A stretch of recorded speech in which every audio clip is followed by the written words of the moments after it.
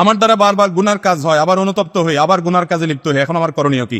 বারবার যদি গুনাহের কাজ হয়, হাল ছাড়বেন না, আবার তওবা করবেন। তবে চেষ্টা করবেন আগের তওবার চাইতে পরের তওবা যেন স্ট্রং হয়। খুব নিজেকে ভৎসনা করবেন, আমি কত খারাপ, আগে না তওবা করছি আল্লাহর কাছে, আর এই কাজ করবো না, আবার করে ফেললাম। তাহলে এবার নতুন করে স্টেপ নেন, কেন হইলে ওখান থেকে আরো শক্তভাবে দূরে সরেন। এরপরে আবার কখনো গুনাহ হয়েছে, আপনি মন ভাঙবেন না, আবার তওবা করবেন। মনে রাখবেন, আরে ইয়ে কুস্তি তো হয় অমর ভর কি, কবি ও দাবালে কবি তু দাবালে। শয়তানের সাথে লড়াই তো সারা জীবনের। কখনো সে আপনাকে হারাই দিয়া পাপ করায় ফেলবে, কখনো তওবা করে চোখের পানি ফেলে মালিককে খুশি করে আপনি পাস করে যাবেন। চেষ্টা করবো না ইনশাআল্লাহ? ভাইরা আমার, ইবলিস আপনাকে বলবে, তোর মাথা খারাপ হয়েছে, তুই যত আকাম করছস, যতবার খারাপ কাজ করছস, তোরে আল্লাহ মাফ করবো তো? আরে মাপ টাপ চাইস না। এই কোন মুখে আল্লাহর কাছে মাপ চাবি? আপনার কাছে মনে হয় আপনার ভিতরে একটা ফেরেশতা ফেরেশতা ভাব আসছে না?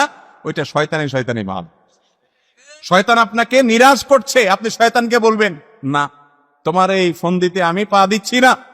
আমার রব আহকামুল হাকিমিন বলেছেন যে লা তাকনাতু মির রাহমাতিল্লাহ ইন্নাল্লাহা ইয়াগফিরুয যুনুবা জামিআ। তোমরা আল্লাহর রহমত থেকে আশা হারাবে না, আল্লাহ সব গুনাহ মাফ করবেন। তুমি আল্লাহর দিকে আগাও। যদি তুমি আগাও, ওয়াল্লাযীনা জাহাদু ফীনা লানাহদিয়ান্নাহুম সুবুলানা, যারা আমার দিকে আগানোর চেষ্টা করবে, আল্লাহ বলেছেন তাকে আমি একটা পথ দেখাবো না।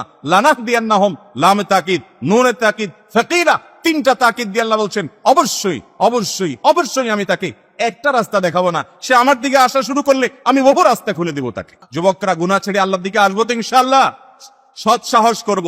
শয়তান আবার কাজ করে ফেলছে, ওই কবিতা মনে রাখবেন, আরে ইয়ে কুস্তি তো হয় আমর ভর কি, কবি ও দাবালে কবি তু দাবালে। শয়তানের সাথে লড়াই তো আজীবনের, কখনো ও হারাই দিবে, কখনো আপনি হারাই দিবেন। এভাবে করতে করতে শেষ নিঃশ্বাসের আগে আপনি ওরে হারাই দিয়ে যদি যেতে পারেন, শেষটা ভালো যদি করতে পারেন, আল্লাহর কাছে জান্নাত পাবেন।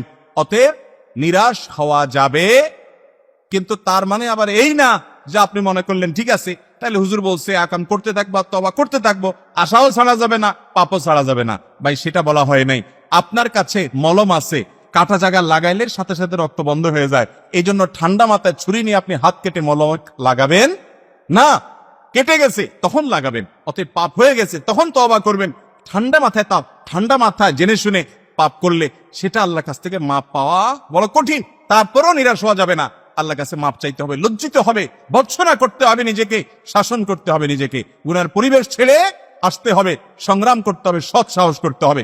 যারা গুনাহ ছেড়ে আসতে পারছেন না, ঈমান দুর্বল হয়ে গেছে, নেককারদের সোহবতে যাবেন, ভালো মানুষদের সাথে থাকবেন, ভালো মোত্তাকি বন্ধু খুঁজবেন। আমি প্রায় বলার চেষ্টা করি, যুবক ভাইরা, এমন কিছু যুবক পাবেন, এমন কিছু বন্ধু পাবেন, জীবন চলে যাবে, হারামের ধারে কাছেও যাবে না, সংগ্রাম করে বেড়া, এদের দাম কোটি কোটি কোটি টাকা।